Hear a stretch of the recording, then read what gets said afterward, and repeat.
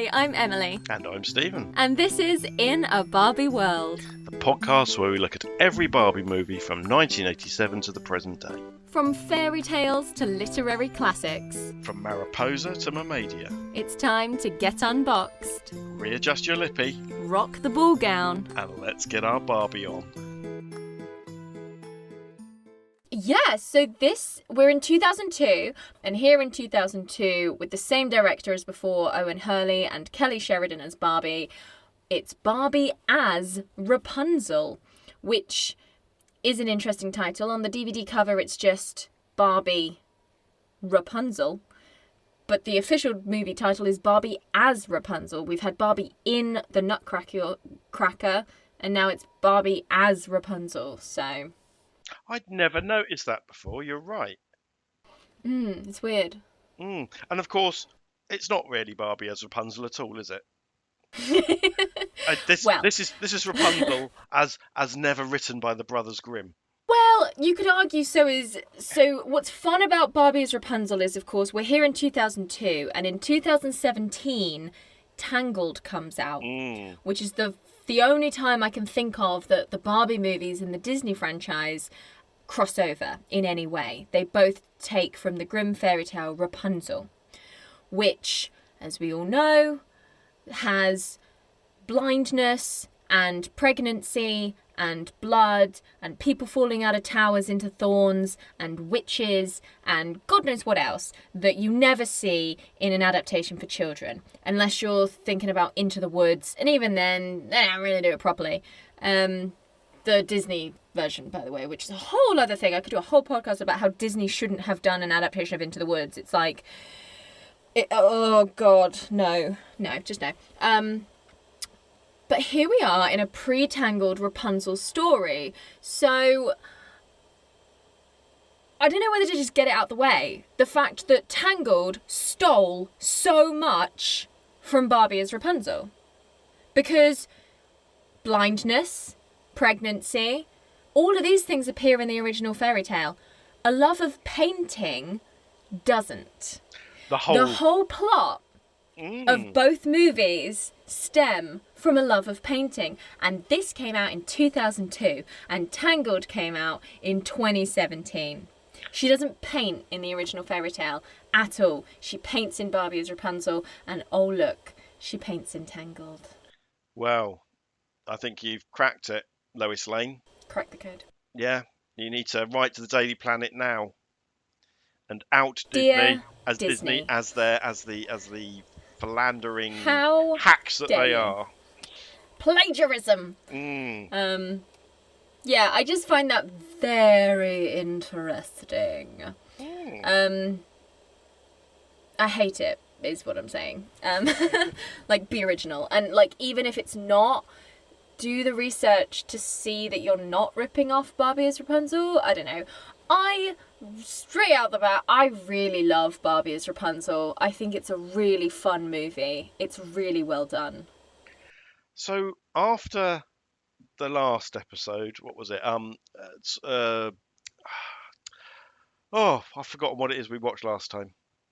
Inception, that's right, the Nutcracker. So after the Nutcracker, we both fell into the trap thinking the next movie was Swan Lake, didn't we? Yeah. And so I was a bit surprised to see it's Rapunzel, but of course Rapunzel was probably the first one I saw. So this is probably the one, when we talked about doing this show originally, I probably had Rapunzel in my head. I was thinking, yeah, that's not too bad. I remember that being something fairly entertaining.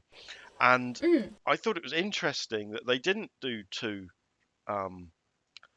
ballet movies next to each other. And in fact, I think there's only one other fairy tale one. So even though this has got a tagline of starring in a fairy tale adventure, I think there's a Thumbelina one coming up. But I don't think any others are really fairy tales, and normally they're taking it from other media, including historical action films like The Three Musketeers, or just. Do you mean the book, The Three Musketeers by Alexander Dumas? Did I say film? Yes. Yeah, can you edit that and say book? What on earth am I doing? Yeah, well, when Richard Chamberlain first was in that, what the fuck? Stephen! No, I do mean Alexander Dumas' Three Musketeers, yes. Jesus, I'm retiring now. It's been a long 5 minutes. Jesus, where?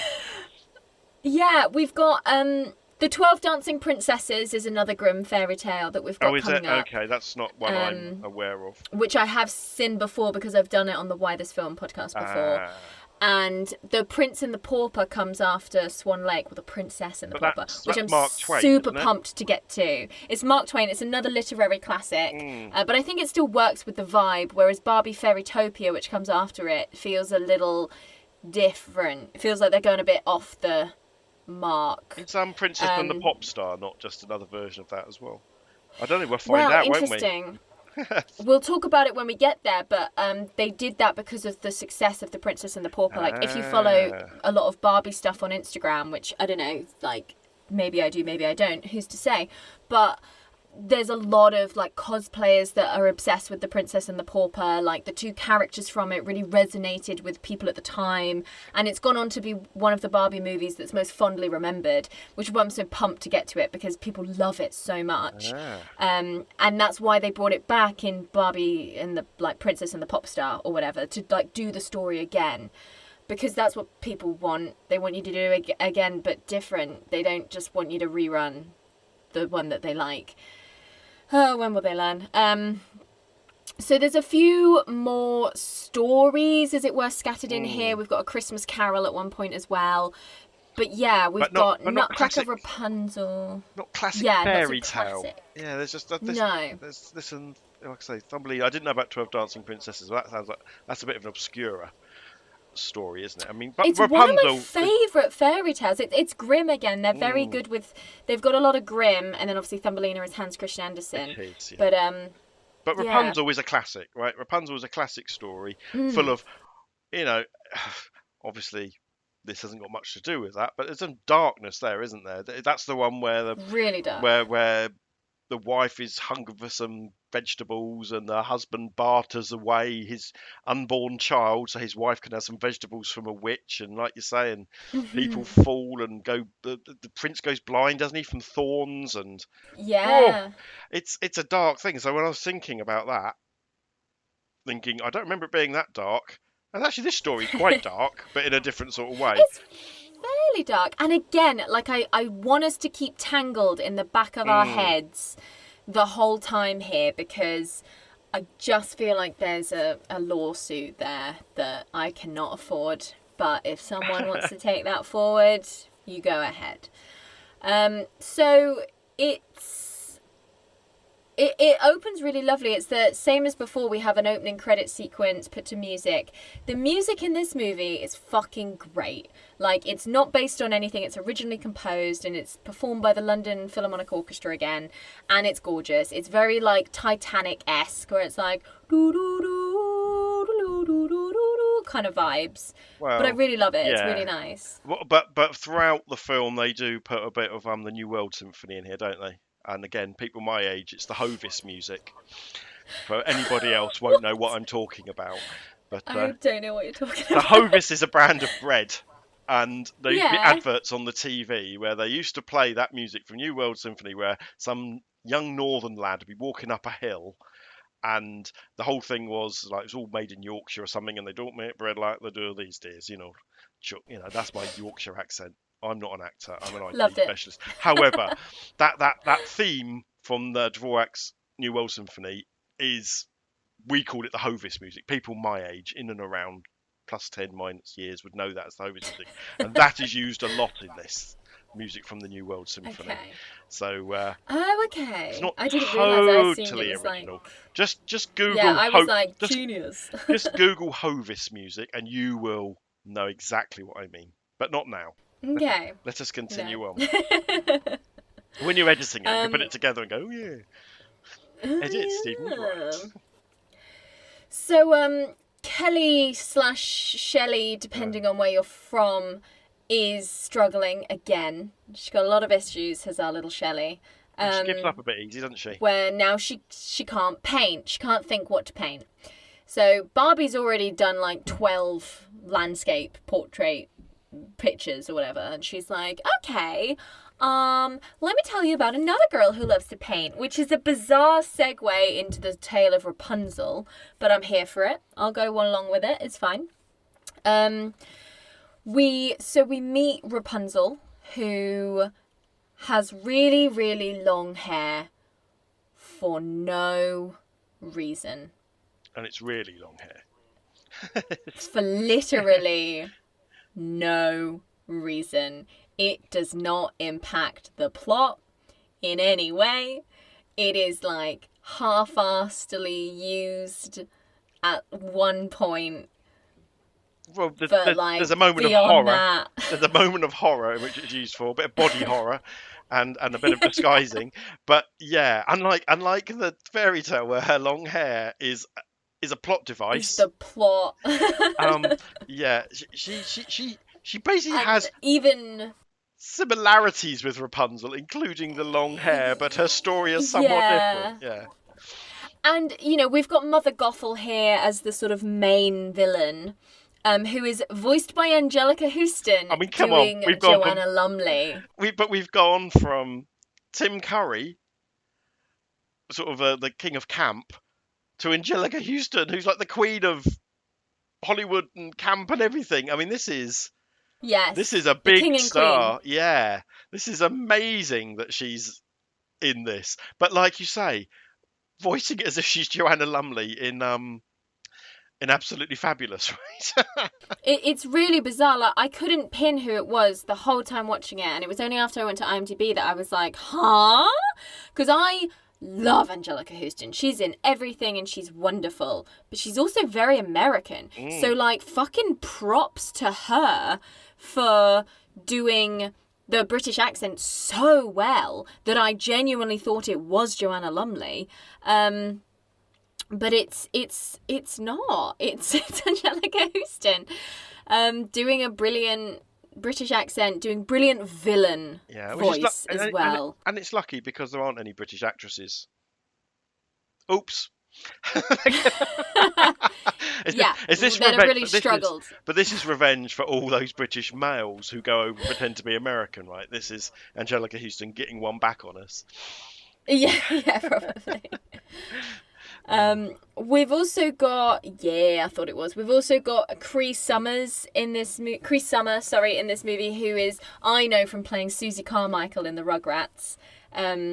Wow. She plays, her voice is so recognizable. It's so good. She's in a bunch of other stuff as well. She's a really, really renowned voice actress. And she plays Penelope, who is a dragon, which is adorable. Peter Calamus comes back. He was the bat that we didn't have much to say about in the Nutcracker movie. He was Pym. Pym. Here, he fucking pulls out all the stops because the bad guy has to have a little sidekick. And Gothel, she's not called Mother Gothel or anything, Gothel has this little, like, weaselly ferret thing called Otto. And for some reason, Peter thought it would be a good idea to give him some sort of European accent. So Barbie's American, Gothel is British, and Otto is like... Yeah, he's oh, yes, you do not know why... It's very strange. And, I believe, predates the fucking meerkats, right? Yes! If we want to set up a bunch of... lawsuits, Disney and whatever comparethemarket.com, you're both guilty of ripping this film off. But Otto is way better than Pym if we're comparing little side character to villain characters. But he has a lot less. He just has a couple of slaying moments, doesn't he? He's so funny. He's just like he's like a RuPaul of Yeah.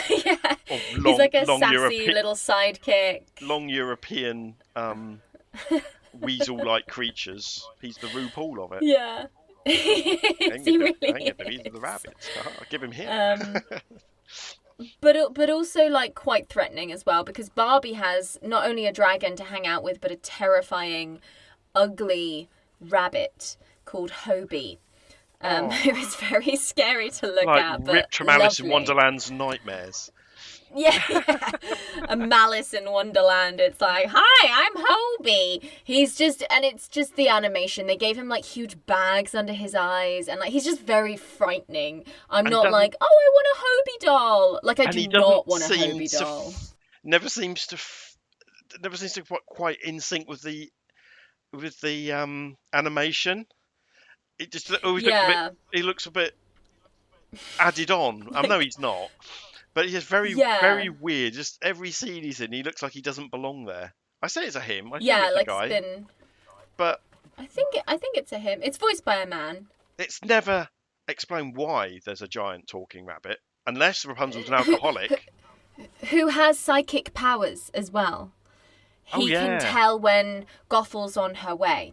Because Barbie, Rapunzel, lives in this huge mansion hidden in the forest, so it's still sort of sticking to the hidden tower aspect of Rapunzel.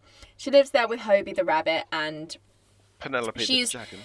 And Penelope, and whose dad also works for Gothel. Penelope's dad is called Hugo, and he's a big grown dragon, and Penelope has some daddy issues, which we'll get into.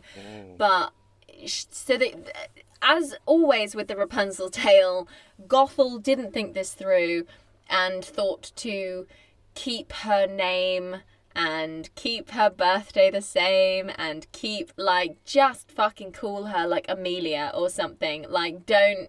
Because then, of course, the first thing that happens is Rapunzel stumbles across something in the basement that she's not meant to be in. And she's like, it's from my mom and dad. They say that they love me.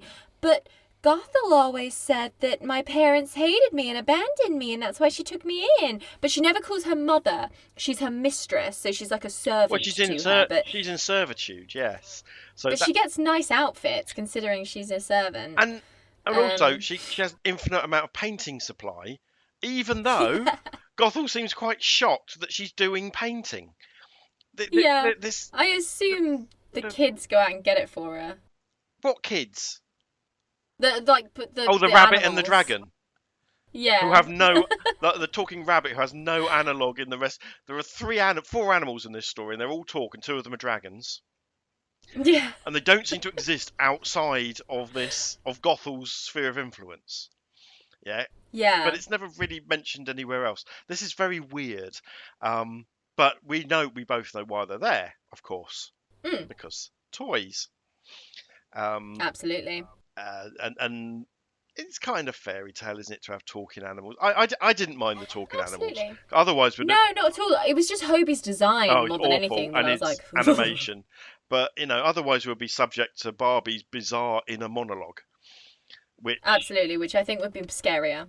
Yeah, because she seems we'll get on to Barbie. Or sorry, Rapunzel. It's not really Barbie. Rapunzel. Barbie's the actress. Barbie's outside. It's Rapunzel.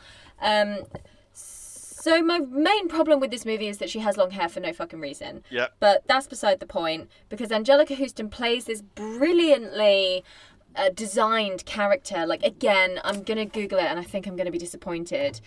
But I would love a Gothel Barbie doll. No, not from not from Tangled. Oh, I don't think there would be. She's a bit scary.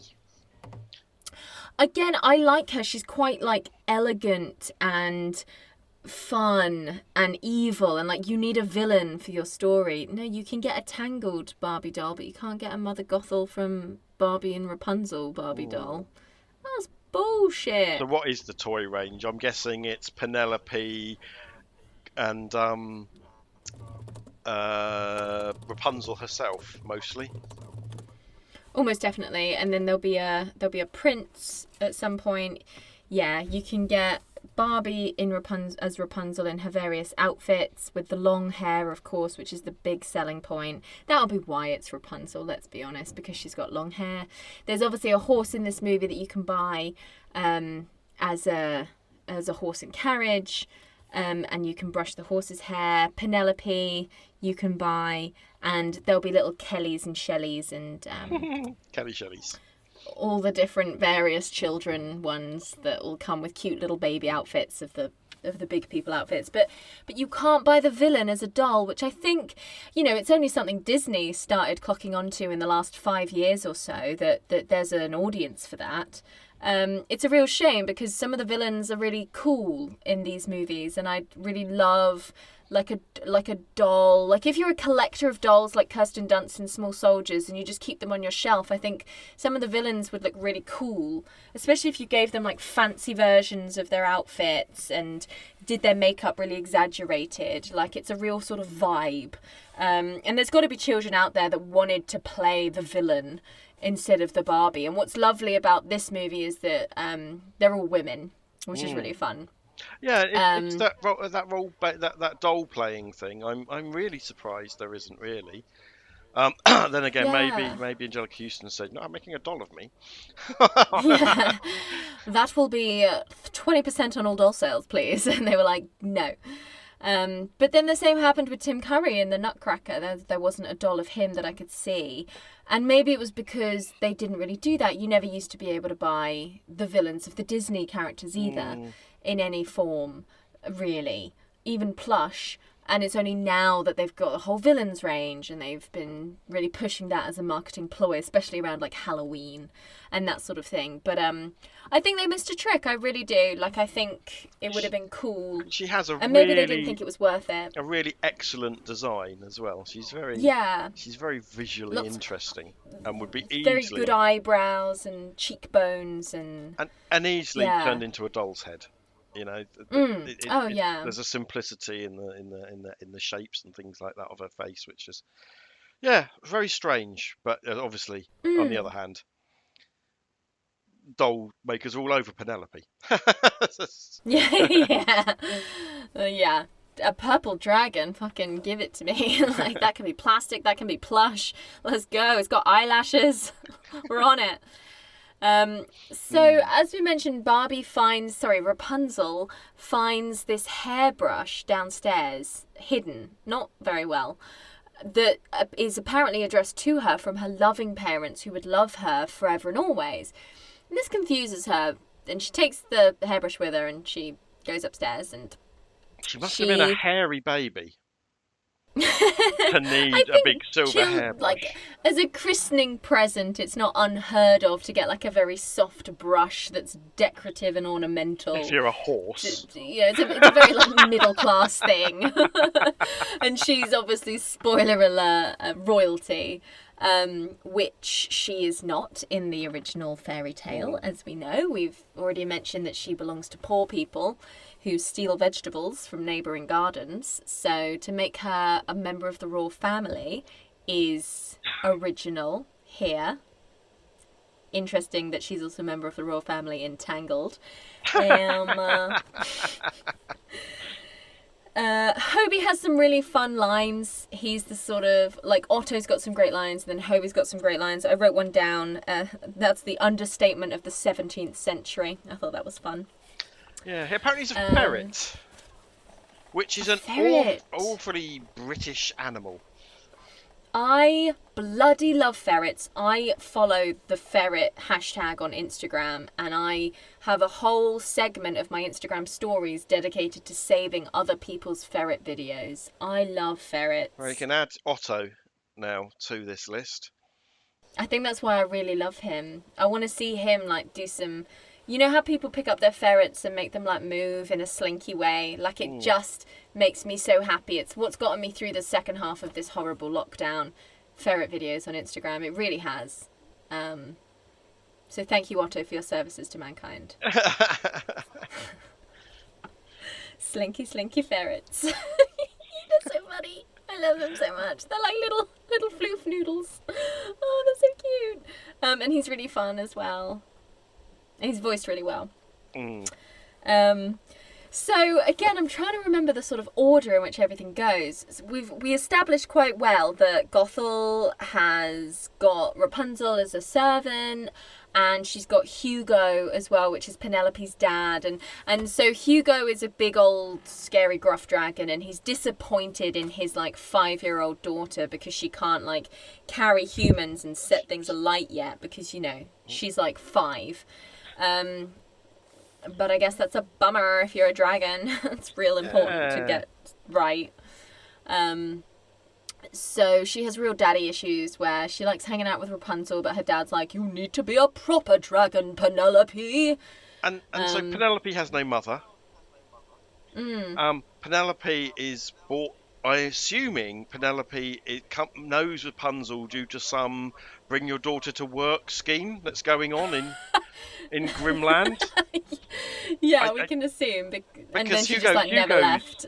Because Hugo's also in servitude, although that's not made particularly clear until a bit later in the movie that he's a slave.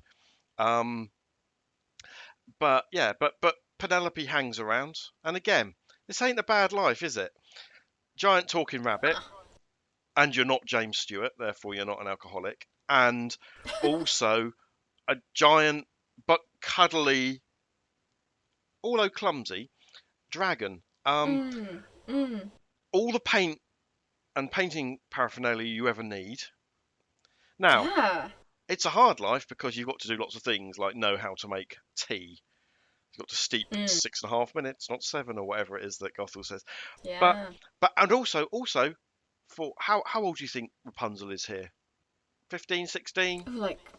16 probably. Yeah. No fucking interest in the world outside of her bedroom. Yeah, so she probably is quite like a lot of 16-year-old girls. Yeah, you're right. This is very accurate. She's just on MySpace scrolling. Yeah, this is where it differs from Tangled. The whole point of Tangled is that she wants to escape the tower. Not escape because she doesn't realise that she's trapped there, but she wants to see the outside world. And her mother sort of convinces her that it's dangerous out there. Whereas here, Rapunzel's just like, well, much as she did in the Nutcracker, this may as well happen. She has no real interest in sort of seeking her real parentage or the forest beyond the tower or anything beyond that. She's not very adventurous in that sense, where she doesn't kickstart any action. She just sort of stumbles across a couple of things, and they do find a tunnel, and she's like, oh, this is cute. I guess I'll follow it. Like, I'm curious enough. So she's 16 years old. She's been here since she was 6 months, something like that, I think is what we'll eventually find out. In the same day, they discover a secret stairway, which someone has built in this house, to the cellar, and a whole substrata underneath when another accident happens, which forces a giant hole in the floor, which they say, how are we going to fix that? Don't worry, we'll get round to it. Never mention it again. Later on in the story, they're going to find a magical route. Basically, there's a lot of exit routes out, and she's shown zero interest in this so far. She lives in servitude. Her life's not great, apart from But it clearly can't be that. But what does she do? Either. What does she do? Oh, Gothel's upstairs having a nap.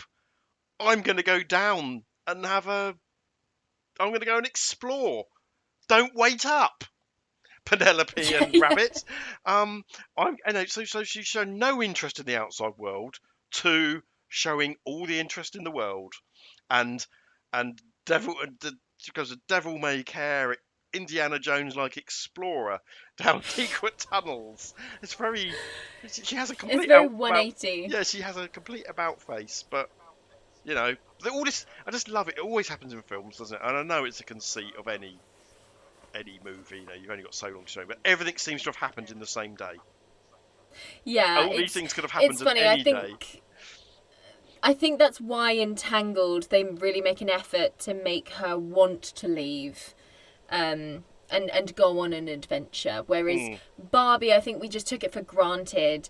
It's still really good because she's curious and she's brave, and they really make a point of the rabbit being like, what will Gothel do? And the dragon's like, oh, I don't want to see any bugs or spiders.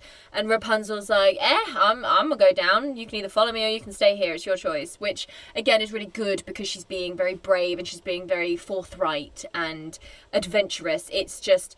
Yeah, I guess as a 7-year-old girl, you're not going to be like, well, why is it taking her 16 years to do this? But I take your point, definitely. And she's just very kind. is Rapunzel and Barbie. She wanders into this village and immediately like saves a girl's life, because like that's what you do when you're leaving the world you've known for 16 years for the first time. An immediately selfless act, which is lovely. And she saves Kelly or Shelley or Belly or Trelly or whatever the one it is. And God. very No, hang on. forward. She saves. Yes, I remember now. This again. So this sets up the conflict. There's two kingdoms, isn't there? King Wilhelm and that who's is the other one? King Frederick. And they're using basically things banned by the Geneva Convention to stop things going on between each other. But yeah, 3 of those horrible little fairy children are now actual princesses as well. Yeah, and they all go over on the same horse. Yeah. Which is intelligent enough that when one of them gets into trouble, goes and gets their brother, the handsome prince, Stefan. Yeah. Stefan. It's very... Stefan is voiced by Mark Hildreth, and he is different from the Prince Eric from the previous movie. So we have a different Ken. Same Barbie, different Ken. So it'll be interesting to see if Mark sticks around to do some more Kenning later on, or whether they just get different Kens depending on the different stories, which will be fun. But very forward is our Stefan, because as Barbie's trying to pull Kelly out of the hole or whatever she's in, he puts his hands on Barbie's waist and saves her life in that manner. And it's just a really funny shot. Like the shot is entirely her waist, and then his hands appear on it and yank her back. And I don't know, it just made me a little bit uncomfortable. I was like, me too, Ken. Hashtag me too. Like, come on. Come on, Ken. You can say that, space. Emily. I can't. Because if those words came out of my mouth... I don't know, like, I get it, he's saving her life, but, like, if Barbie had had one hand holding onto Kelly and then he'd have grabbed her, like, elbow or upper arm and yanked her that way, there could have just been a different... But I get it, it's intimate, and I think they're trying to immediately establish a romance there, even though we as the audience are like, Barbie plus Ken, there we go, we know how this is going to end. But, you know, I get it, as a modern viewer, I was a bit like, oof, Ken, fucking... space. Come on. and then again, I'm going to reiterate: death traps just littered around the place. Yeah, just everywhere. By somebody who we're going to see as a sympathetic character later on. Yeah, is almost immediately. Is literally laying death traps around the place. Anyway, I digress. So Barbie meets Ken, Rapunzel meets Stefan. The kids are totally okay with having nearly died, and they're like, we're gonna get on our horse, who's called something like Brisket or something ridiculous. Utterly irrelevant. The horse never comes back again, I don't think. It's so wonderful because it's clearly there. It's called like Bricotta or something. You know how the first one was called Marzipan? No, it's called. It's named after a painter, isn't it? You're right. It is something. It's like one of the Ninja Turtles. Yeah. I can't remember what the name of the horse is, but clearly, just there to sell a toy. Oh. God. Yeah.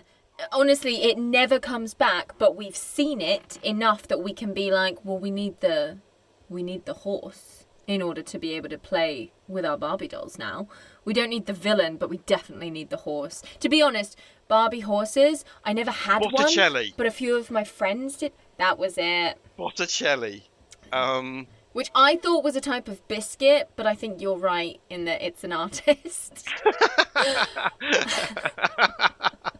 Could be fun. I was like, oh, they're following the food theme. But no, they're following the theme of the movie. So the first movie was all about candy and sugar, so the horse was called Marzipan. And now Rapunzel's super into painting, so the horse is called, like, Mona Lisa or whatever. I get it. So I'm just going to do Asian Cinema Film Club professor stuff now, yeah?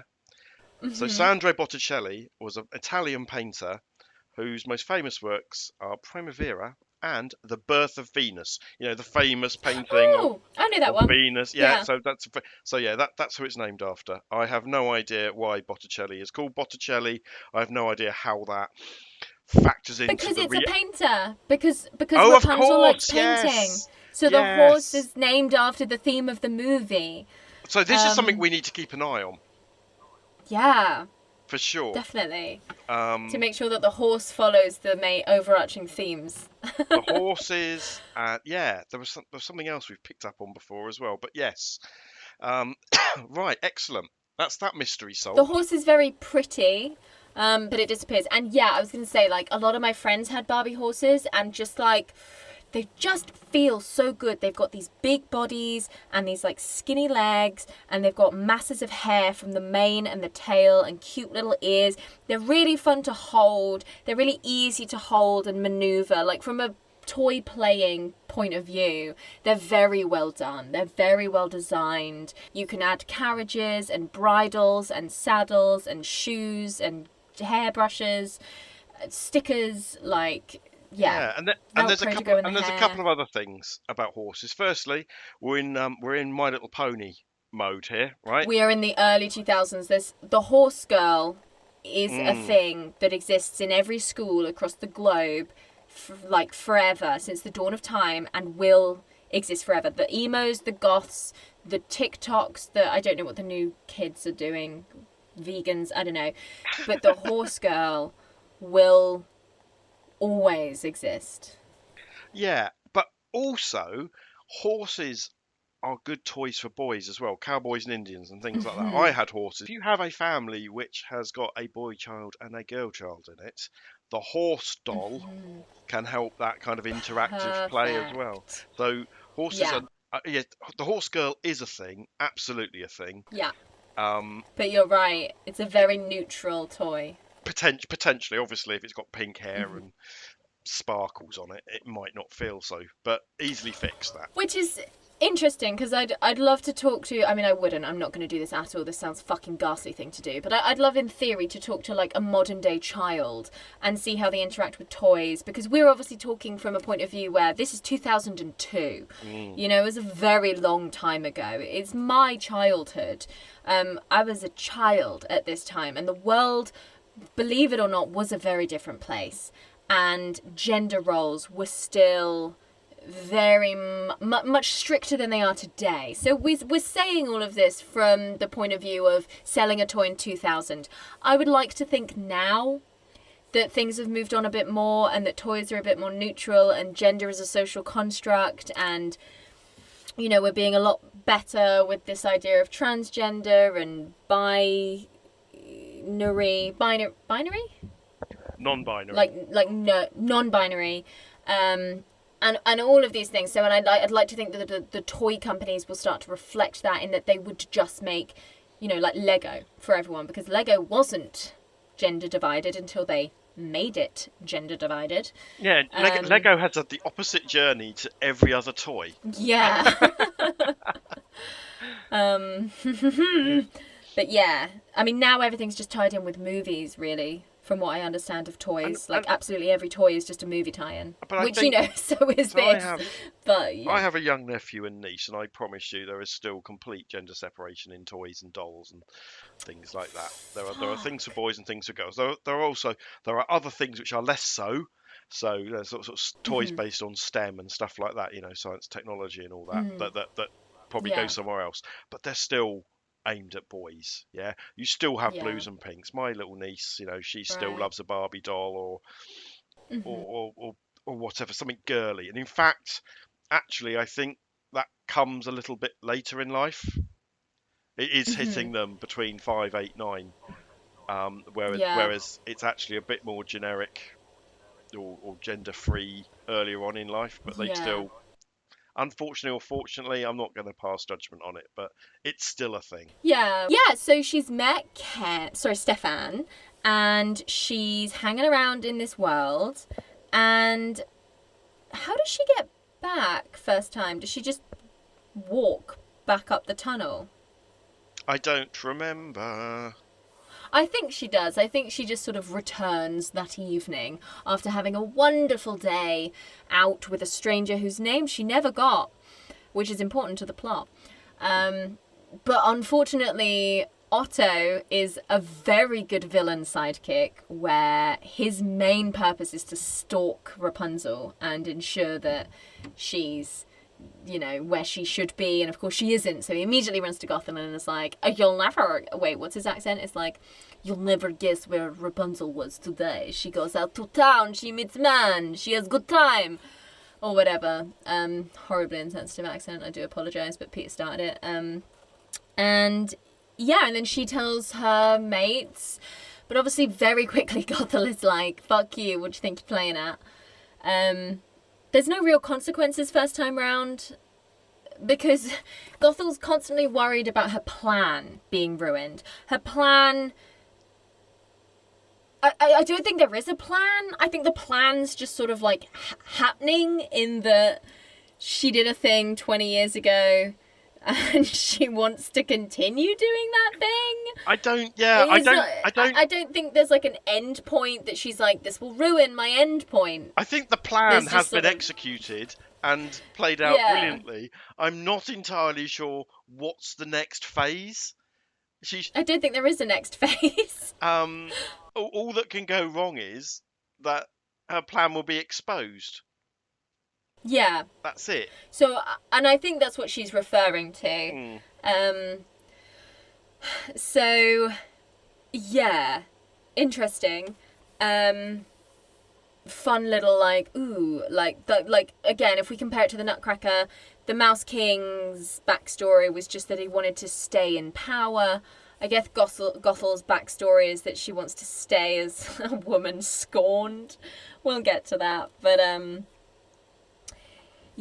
so then the hairbrush. Barbie sings a lovely little song, which there was no singing in the Nutcracker. So I wonder if this is going to be a thing that stays, or if it's just a thing that they're experimenting with. But she has a little song, and it's very nice. And the hairbrush turns into a paintbrush, as you do. And through means, she figures out that she can paint doorways to other places. And I thought this was going to be ramping up into a show me where my parents are, and she'll go through the doorway to find her parents. And in a way it does, but at the moment she's obviously one-track minded, and she's like, show me the hot guy that I want to hang out with a bit more. And so she uses the paintbrush to go back into the village to visit Stefan again. poor Stefan. I'm sorry, Ken.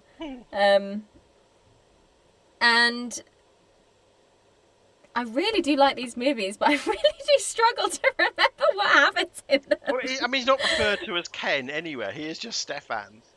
Yeah, I know. He's not even ever in the precursor to the movies as Ken. He's not there with Shelley Kelly. No.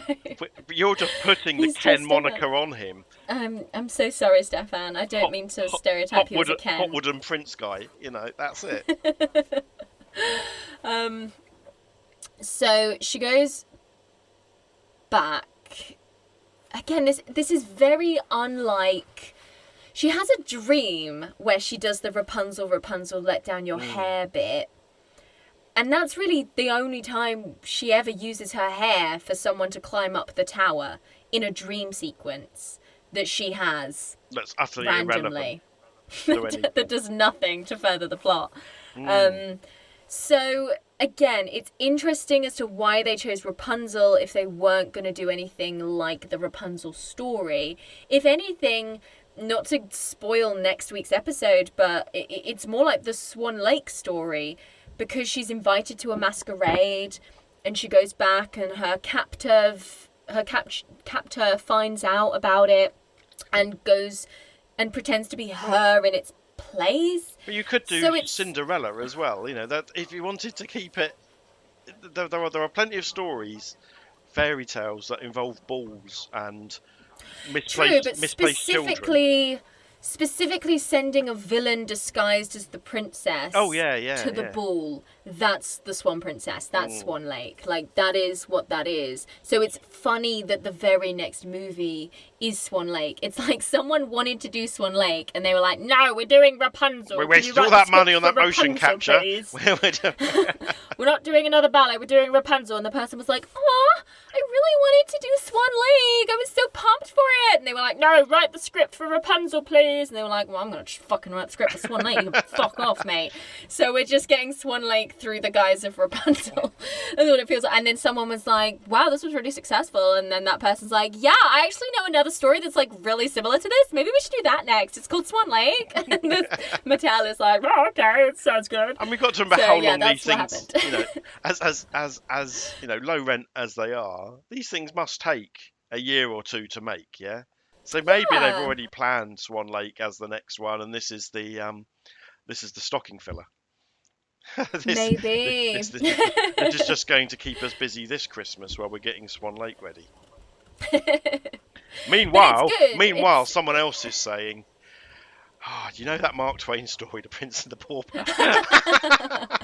I've always wanted to see an adaptation with women in it. Yeah. Which, to be fair, I am genuinely fucking pumped for. Like, I cannot wait. But we're here with Rapunzel, which is a very good story because we've got the subplot with the dragon and her daddy. She's trying to be a good dragon. Hobie exists. And Gothel is trying to stop Rapunzel from seeing this bloke. And Rapunzel refuses to learn Stefan's name, so then she can never really lie to Gothel. Bit like you. And that's important. I'm just, again, getting very invested in Barbie's plot and seeing the world as she sees it. So she never learns Stefan's name. She never learns that he's the prince, but she learns about this turmoil of brother fighting brother. And we're not really sure why it ever started. We just know that we don't like the neighbouring king because he sucks. And they're at war. And he sets death traps for young children. He sets death traps for children. So she's used her magic paintbrush to get into the land, and she hangs out and she gets invited to this masquerade ball, and then Penelope goes through, builds up some confidence and goes through to get her back, because if she doesn't come back in time, Penelope's dad Hugo will be punished, basically. So obviously very selfless. I'm not sure why he's going to be punished, though. Nah. I'm not entirely sure what it's got to do with it. But this is the moment we find out that Hugo is not necessarily this big bad evil dragon who just flies in every now and again. Is that he also is in servitude to Gothel. Yeah. And he suddenly becomes a little bit more sympathetic. I can envisage a story about Hugo where he doesn't want his daughter to end up like him, and that's why he's so hard on her. Yeah, definitely. He's like, don't be an idiot like me and end up being a slave to a horrible evil woman. Yeah. Learn to fly so you can fly away, kind of thing. Which is cute. But yeah, Gothel finds out about the masquerade, and she finds out about the magic paintbrush. She ruins all of Barbie's paintings, which is so mean. And she traps her in a tower, saying, like, you'll be here because you're a liar, or whatever. Like, she can't break the spell because she's a liar, and blah, blah, blah, blah, blah. And in a really intense moment, out of nowhere, Gothel slices off Rapunzel's long hair. And as we've said, the hair has nothing to do with the plot. It's not important. We know it's not magic or anything like that. But just the violent act of her slicing through so much hair, it really is quite It's a lot. It's Cronenbergian. I mean, I know from having daughters and knowing girls with long hair, the cutting off of the hair is quite a primal fear, isn't it? Yeah. Yeah. You know, girls with long hair. My sister, you know, when she was growing up in the 70s, she had long hair down to what I imagine now down to her kneecaps. I'm sure it wasn't that long. I'm sure it was down to her bum. But yeah, that was a big thing. And when she finally got it cut off, it was of primal importance, not just to herself, but to my mother, because that's her childhood gone, yeah? So I could absolutely see where this moment is coming from. But as you say, her hair didn't have to be quite so voluminous for it to have the same shock, and it could have just been normal long hair, and you could have achieved the same shock and the same secondary purpose which it ends up doing.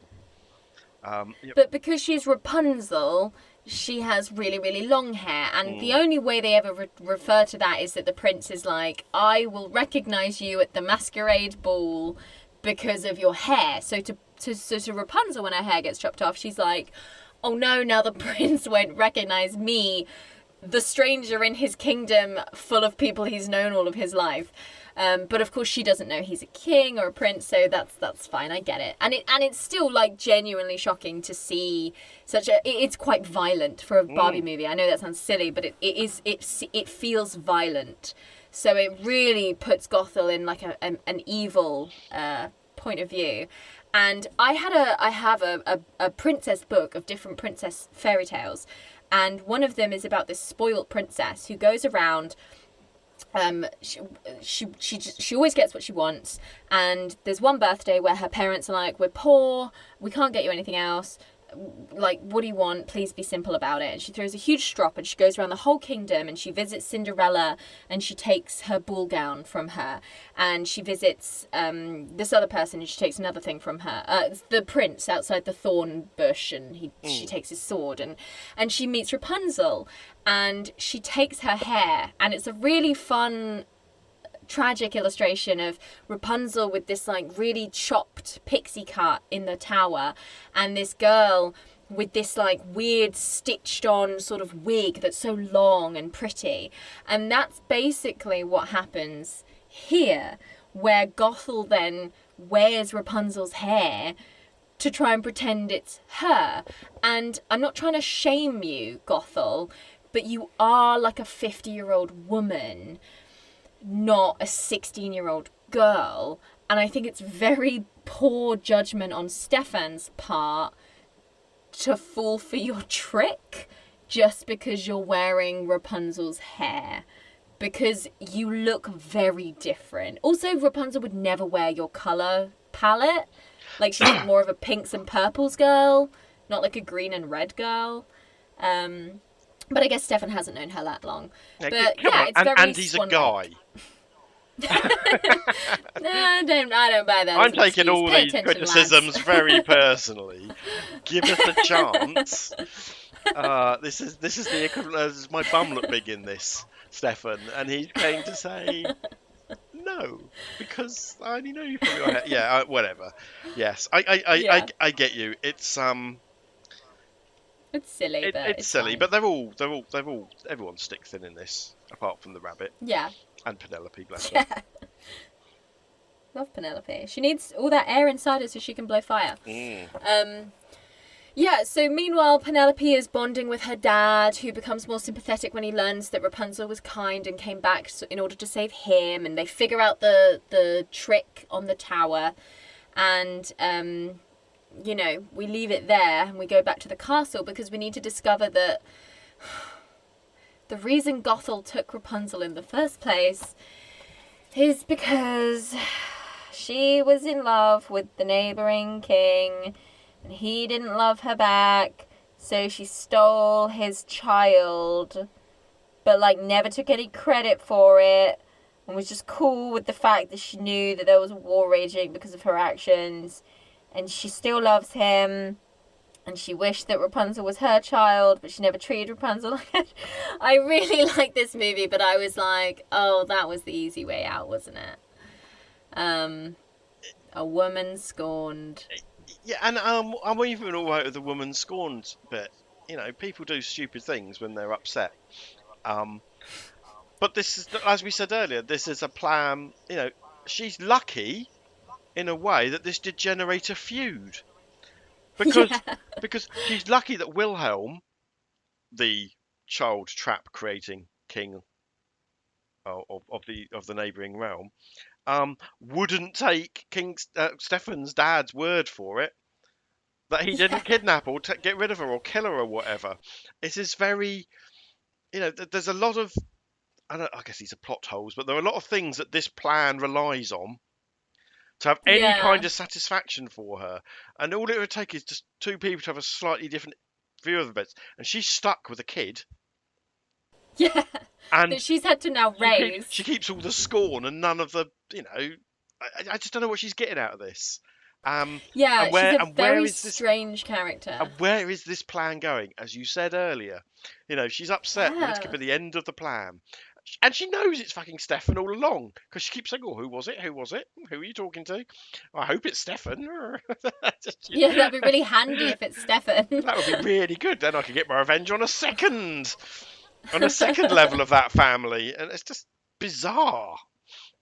It's really strange. It's simplistic, but I'll forgive it, and it's interesting. At least it's not your parents stole from me, so I stole you kind of level. It's I actively did something horrible 16 years ago to get revenge on someone who hurt me.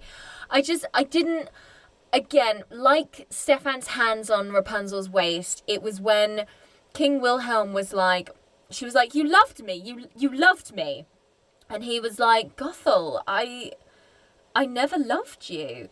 And I was like, you fuck boy. Like, she clearly had an impression going, or like she was your bit on the side, and then you married the like princess, and then you became monarchs together, and you threw her in there. I suddenly became really sympathetic of Gothel. I was like, you invented a whole backstory for King Wilhelm about what a cad literally, and a shit he may have been, he was.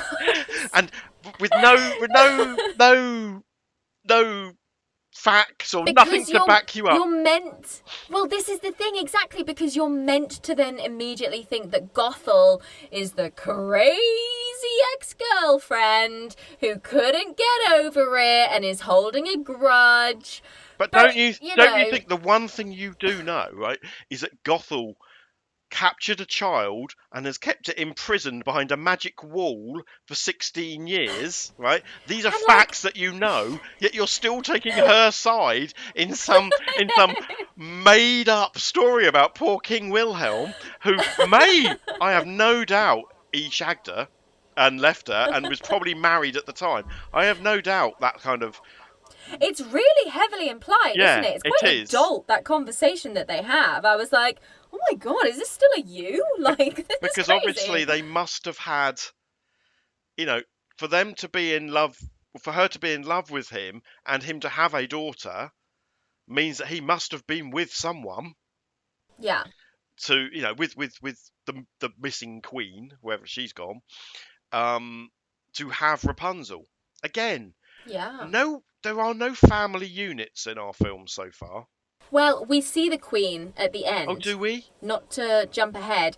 In the crowd, when the narrator is like, everybody was there, celebrating the wedding of Stefan and Rapunzel. And we see Wilhelm, and he's stood next to a woman that looks like Barbie as Rapunzel, but like 5 years older, max. Like, she looks like Barbie as Rapunzel, but like a little bit older. Like a tiny little bit older. Okay. Again, still not. I'm not saying lots of strong family units at all, because that I'm sounds not seeing like strong arguments for King Wilhelm either. No, like... I agree. It sounds like he's got a nice young girlfriend, him, who happens to look like his ex-wife, which is another film again. Yeah, and we don't really get to. And again, I am the most anti-Wilhelm here that there is, because of the death traps on toddlers that he was laying earlier. Yes, don't get me wrong. I'm not his defender. All I'm saying is the story that you've created has zero evidence. But yes, interesting. Yeah. I just felt bad for her, because I was like, oh, and then you see his real wife, and you're like, oh, fuck off, like Wilhelm, like. She's magic, like, that's cool. Like, what is there not to like? And she went a bit crazy. And then what was her plan? Was she just going to keep Rapunzel in that tower until the day she died? And assume Gothel would have died first. Yeah. And who created the magic paintbrush? What turned the hairbrush into a paintbrush? That's such a good point, because I thought, as I say, that like her mum might also be magic, because you could have made Gothel and Rapunzel's mum, like, sisters. Mm. And then, like, Rapunzel's mum would have some magic and had left some in the hairbrush. I mean, why did she have the hairbrush? Why would you take a hairbrush when you're stealing a child? Well, maybe there's some other good christening gift shit. I don't know. What was this Or whole did they, like, FedEx it to underground? her? What was this whole underground house thing anyway? I assume it's how Gothel gets in and out of the castle. But it was all in disrepair. Oh, yeah. Gothel just comes in and out the front door on Hugo, right? Yeah. There was a lot here. There's a lot in this story I wanted to know more about. However, I do understand that this movie, being 2.5 to 3 hours long, maybe might be a bit much for an advert. It's wrong for a 5 to 8 year old child, and wouldn't sell any more toys. But I found it interesting because it's called Barbie Rapunzel, Barbie as Rapunzel, whatever we want to call it, and it has so little to do with the Rapunzel story. I could have filled some of those holes in with the Rapunzel story. I can't here. And there's so much, and Gothel's motivations and Gothel's plan and where we're going with Gothel is so fundamental to this and so lacking that it's the only bit of it I don't really enjoy. I don't really care about the talking rabbit. That makes no fucking sense, but I don't care. That's fair. He's just like a little Iago, isn't he? He's just there to sort of... It's a mascot character. It's a comic relief character. Yeah. It's same as Pym in the previous film, right? Apart from just on the other side. But Pym serves no real purpose other than just to talk in a funny voice and fall over and stuff like that. The Penelope Hugo thing, okay, a bit weird, but there's a genuine story cute little there. Subplot. No, that's fine. Although, why Gothel allows her to hang around with a fucking dragon. Right. One day that's going to come and bite you on the bum. Well, it did. It burst her into flames. Indeed, literally it does. But that's Gothel's planning. She's got no plan for a future, and she's just building up reasons for it all to go hideously wrong. Yeah, I don't think she thought it through, and then 16 years went by in a blink of an eye, and she was like, oh, fuck, what am I doing? Like, I think, the Mouse King's motivations were a lot clearer and made a little bit more sense in the Nutcracker, the previous movie. Mouse King's motivations are brilliant. Mouse King's is a classic story of power corrupts and absolute power corrupts absolutely, yeah? He was the advisor, got the opportunity with that magic wand thing to become the ruler, doesn't want to let go of power, and then when you have the ability to turn people to stone and into bookends and things like that, and to nutcrackers, you will, to keep your position. Mouse King makes perfect sense to me. Not a position I wouldn't want to be the Mouse King, but his motivations are fairly universal, yeah? History and all kinds of stories have told us this. Gothel acts and looks like a classic witch from Grimm's fairy tales and Hans Christian Andersen and all kinds of other places, yeah? But normally they just do it to either be evil or to exact some kind of revenge. But the revenge is the act itself. This is a revenge that hasn't been fully thought through or completed yet. It's weird. Which again, I really sympathise with. She clearly was like, fucking fuck you! I'm gonna steal your daughter, and she steals the daughter. And we we have gone somewhere with this? I know we haven't got to the end quite yet, but we could have gone somewhere where Gothel could have learned a lesson. And maybe there'd been some punishment for her, but actually she's realised she's wasted 16 years of her life, and what she did was pretty shitty, and she becomes a better person for it. But no, not in the Barbie universe. The Barbie universe is not the Disney universe. This is a dark, dark place where, terrible things. Not only do people get turned into nutcrackers, or people are kept in servitude for decades, and death traps are laid for toddlers, and horses are named after Italian painters who couldn't even exist in this world. No.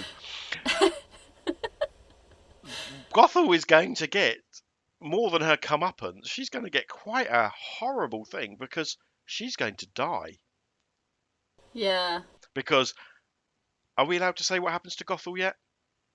Oh yeah, like Yeah. let's go. I'm gonna jump back at one point because I forgot a fun bit, but it has nothing to do with the Okay. plot. So So like, basically, she get, oh, yeah, classic. Gothel has put a curse on on her house where like liars or something, isn't it? Or bad people. Is it people who Yeah, tell like lies? people who lie. Yeah, people who People who can't get lie out. will stay here forever. Yeah, which of course was always useless because Barbie stroke Rapunzel would never dare tell a lie. She's like the George Washington of plastic toys. Um, but the, but when Gothel gets put back in, her spell affects her and she can't get out. And although Otto is around to feed her for a little while, ferrets don't live that long. They And really don't, and they're really susceptible to like diseases and stuff as well. And you mm, have to keep them showered like once a year, otherwise they'll really, really smell. and so she is going to die because she's trapped in there. So that's a dark fate, I It's think. a really horrible. Like, I'd rather watch her fall to death. Like, she just gets stuck in this never-ending tower where she'll probably end up eating Otto first, and then she'll just sit and wither. And you can hear it. Like, Angelica Houston read the assignment, and like her voice acting at the very end there is genuine like despair and like torment. You really feel it in that last wrangled like ah! And it's meant to be funny because she's like trapped, and then she's like, make sure the tea is 6.5 minutes, not 7, and the ferret's there going, you make it 6.5 minutes instead of 7. I get me the tea for you, mistress. And you're like, ha ha ha ha ha. It serves you both right. I But guess then, like, Can Otto leave? Otto's never lied.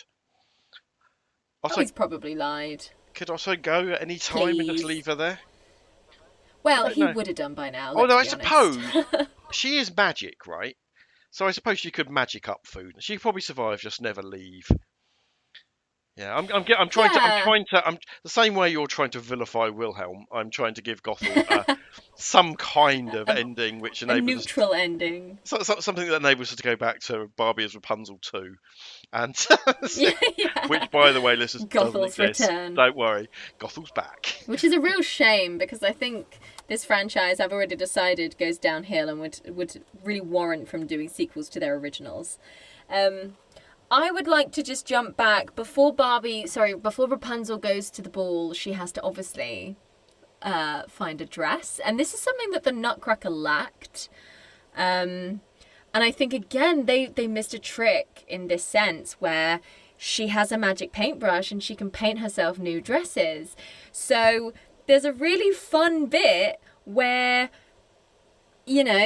she paints like 4 different dresses, and one of them's like really art house, and they're like, I think it's a bit too progressive, and then one's like really over the top, and then like I think it's a bit much, one's like really of the period, and then she ends up with this gorgeous purple and pink glittery ball gown, and it's so nice. And I didn't have these dolls, but it's glittery, it's so nice. And like they should have released like options to put your Barbie in those clothes that she also invented. Do you know what I mean? Like there's a really exaggerated like Bauhaus huge like artistic contemporary dress that she makes for herself, and I would like that option to put my Barbie in it for shits and gigs, but I don't think they did do that. So that was just really fun. Sorry, so let's just pop back there. Well, I'll just add to that. So on the DVD, I had a little bit of look at extras, and there's a couple of things, and then one of them is Dress Up Barbie, which is basically taking that scene that you described. And if you do choose the, I forgot what you called it, but there's a rather out there outfit that's very modern art inspired.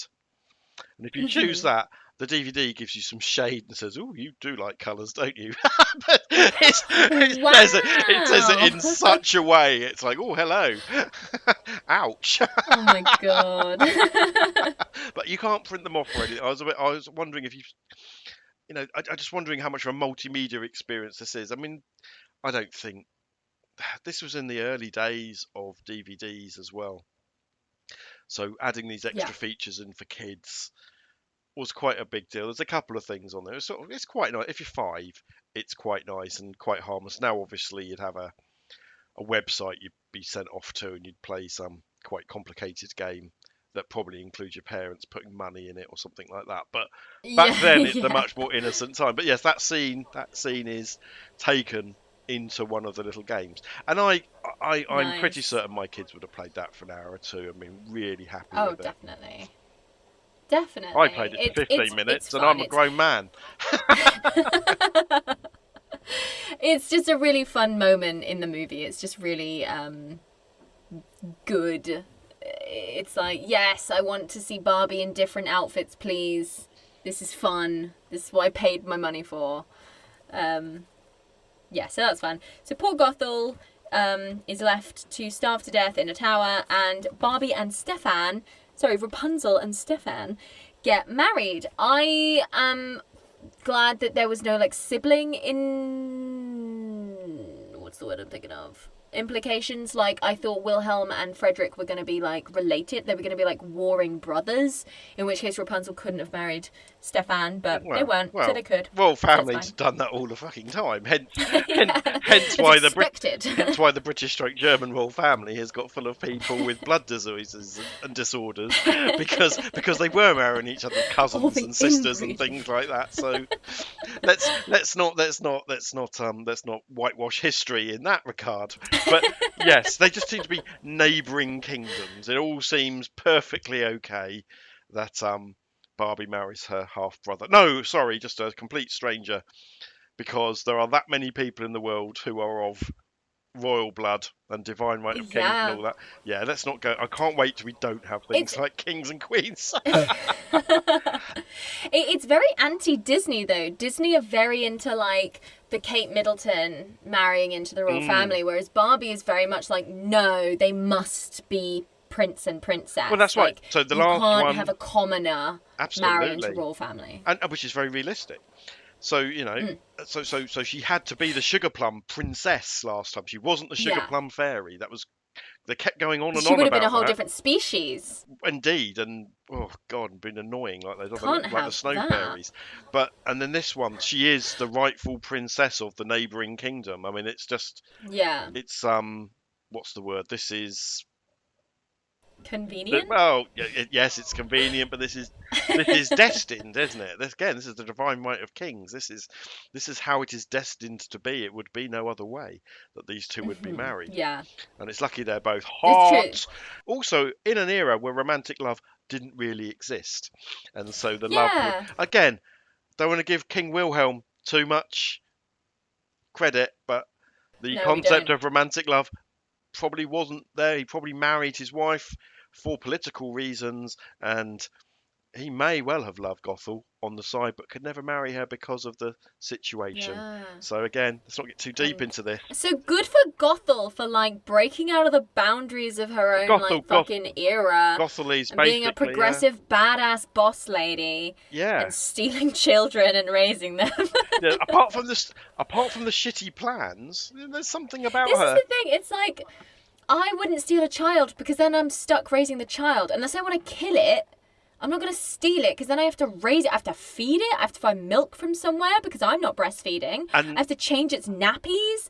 I have to bathe it and make sure it doesn't die and stick its fingers in the electrical socket. It's fuck that. There is a lot of that, right? As a father, I can tell you there is a lot of that, and you'll go through various phases of suddenly poo and stuff doesn't bother you anymore like it used to, and there'll be lots of hard work and sleepless nights and things like that. But you do it with a selfish goal in mind. You do it to one day to have raised something that can do the washing up for you, or that can go and get a job and raise the money that will get you into a nice home in your latter days.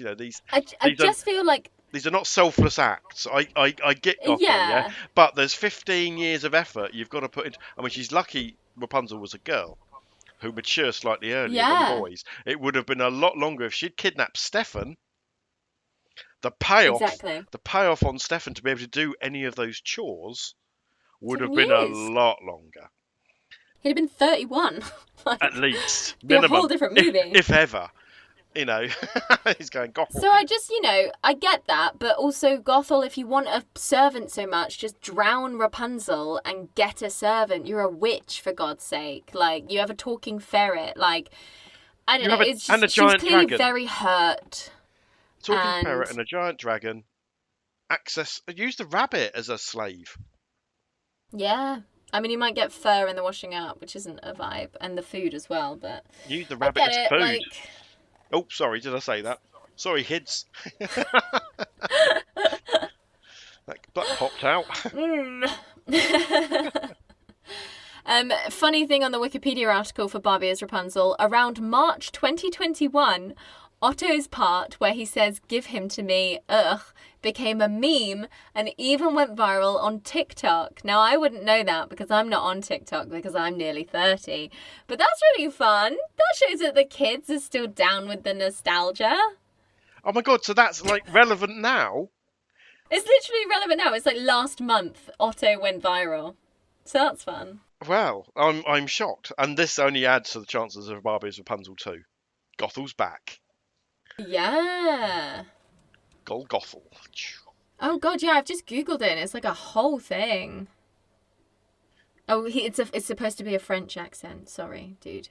Is it? Ooh, whoops. Worst French accent ever.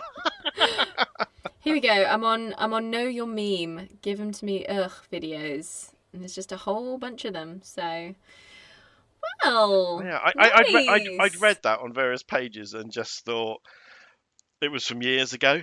I didn't realise it was like literally contemporaneous with us doing this. How fascinating. Us doing this, yeah. That's really fun. And obviously we return to Barbie at the end and Shelley's like, "Hey, it's been an hour and 20 minutes. I know what I'm going to paint now. I'm going to paint some shit." And she's like, "Perfect. Let's get back to painting." So good for Barbie and Shelley having a bonding. Who knows what their problems will be next time? I don't know. It's almost as if, yeah. I wish I had an older sister like Barbie who'd have got me through some of these tough times with. She's just perfect, with stories, telling me stories about the time they imagined they got married to a handsome prince, right? And not about me and my problems at all.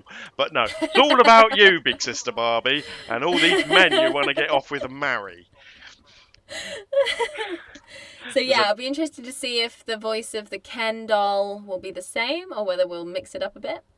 And so join us next time for Barbie in the Is she in the lake? Is she as the lake? Is she on the lake? She's of Swan Lake. Oh, I think there's the connecting conjunctive. Is that what they're called? Because we've had three different ones. As of. And very excited. The poster already. There's a unicorn. There's obviously a swan, and Barbie's dress looks phenomenal. So I'm very excited. And I'm going to wonder to see if Darren Aronofsky ripped off the plot for his Black Swan. Yeah. First Chris Nolan, now Aronofsky. Yeah, I'm gonna pull this back.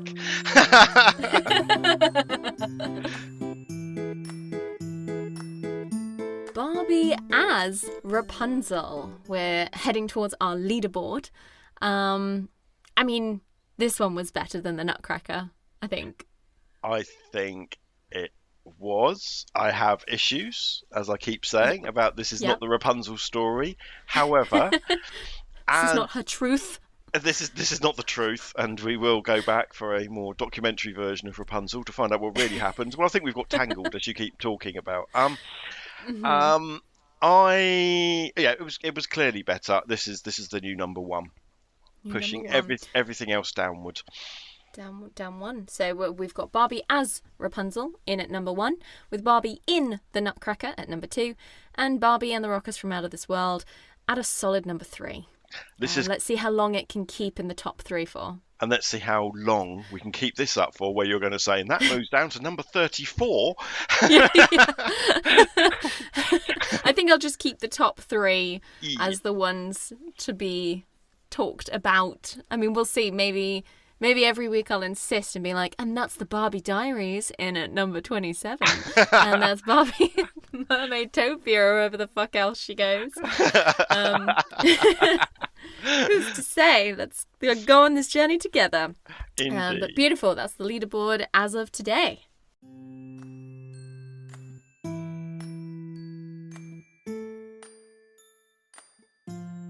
So that was a good chat, Emily. Where else can people get in touch with us? Well, In A Barbie World is obviously found on the Why This Film platform, which is across all podcasting platforms. Double platform, always good. And are we on Facebook? We are on Facebook at Why This Film Podcast. Are we on Instagram? We're on Instagram at Why This Film Podcast. And how about the Twitter? We are on the Twitter at Why This Film Pod. Any other way they can support the show? Yeah, if you'd like to support the show, you can head to patreon.com/Why This Film Podcast and support us from as little as £3 a month. Woohoo! And if you're really old-fashioned like me, you can get your Barbie opinions over to us on email at whythisfilmpodcast@gmail.com.